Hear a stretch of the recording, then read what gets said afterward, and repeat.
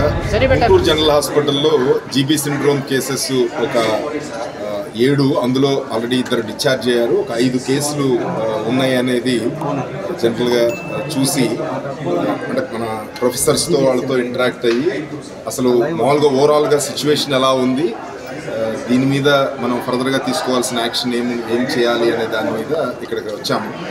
అంటే ఒకటి మనం అర్థం చేసుకోవాల్సింది, జీబీ సిండ్రోమ్ అనేది కొత్త వ్యాధి కాదు, అలాగే ఇప్పుడే వస్తున్నది కాదు. మామూలుగా ఎవరికైనా ఇన్ఫెక్షన్స్ వచ్చి ఆ ఇన్ఫెక్షన్స్కి ఏ ఇన్ఫెక్షన్ వచ్చినా మన బాడీలో యాంటీబాడీస్ తయారవుతాయి. ఆ యాంటీబాడీస్ ఆటో ఇమ్యూన్ సిస్టమ్ అంటే బేసిక్ కొన్ని చోట్ల మన ఓన్ బాడీ మీదే దానికి యాంటీబాడీస్ యాక్ట్ చేస్తాయి.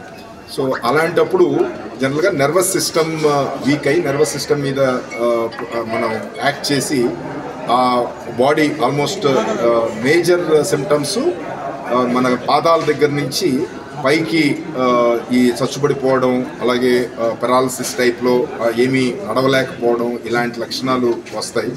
సో ఇది స్టేట్ వైడ్ మన కంట్రీ వైడ్గా ఎక్కడ చూసినా గ్లోబల్గా చూసినా 1 or 2 cases per 1 lakh population, 1,00,000 కేసుల్లో 1-2 కేసులు రిపోర్ట్ అవడం అనేది చాలా కామన్గా జరుగుతుంది.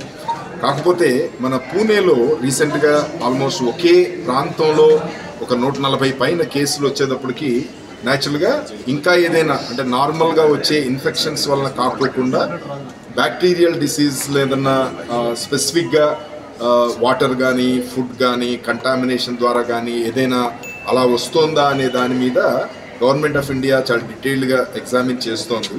సో మన స్టేట్లో కూడా అలా ఏమన్నా ఇష్యూ ఏమన్నా వస్తుందా అనే దాని మీద సర్వేలెన్స్ చాలా ఎక్కువ చేశాము. ప్రతి హాస్పిటల్లోనూ ఏం కేసులు రిపోర్ట్ అవుతున్నాయి, ఓన్లీ గవర్నమెంట్ హాస్పిటల్సే కాకుండా ప్రైవేట్ సూపర్ స్పెషాలిటీ హాస్పిటల్స్లో కూడా ఇలాంటి కేసులు ఏమి రిపోర్ట్ అవుతున్నాయి అనేది లాస్ట్ 1 year డేటా మనం తెప్పిస్తున్నాము.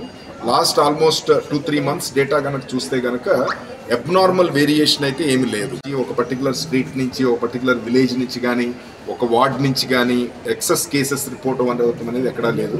ఇప్పుడు మీరు కూడా చూశారు, ఇక్కడ ఉన్న 5 కేసుల్లో 2 కేసులు డిఫరెంట్ ఏరియాస్ నుంచి వచ్చారు, 3 కేసులు కూడా గుంటూరులో డిఫరెంట్ ఏరియాస్ నుంచి వచ్చారు.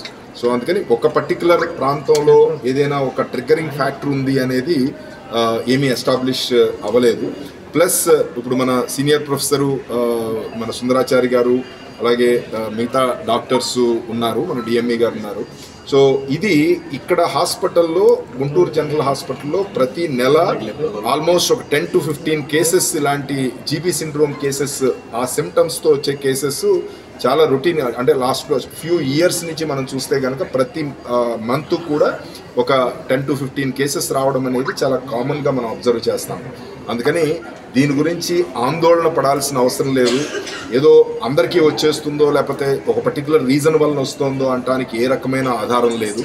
సో మనం ఒకటే ప్రికాషన్ తీసుకోవాల్సింది బేసిక్గా శానిటేషన్, హైజీన్ ప్రాపర్గా ఉండడం.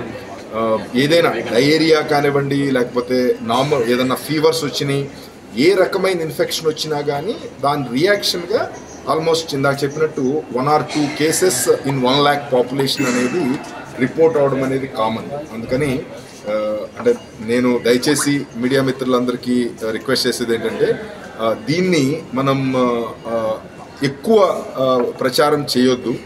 ఎందుకనంటే ఇది కామన్. ఏదైనా అబ్నార్మాలిటీ ఉన్నప్పుడు డెఫినెట్గా మీరు, మేము అందరం కలిసి అది రీజన్ ఏమిటి, దానికి ప్రజల్లో ఎలాంటి అవగాహన కలిగి చేయాలి, ఏ రకమైన మనం అవేర్నెస్ క్రియేట్ చేయాలనే దాని మీద వర్క్ చేద్దాం.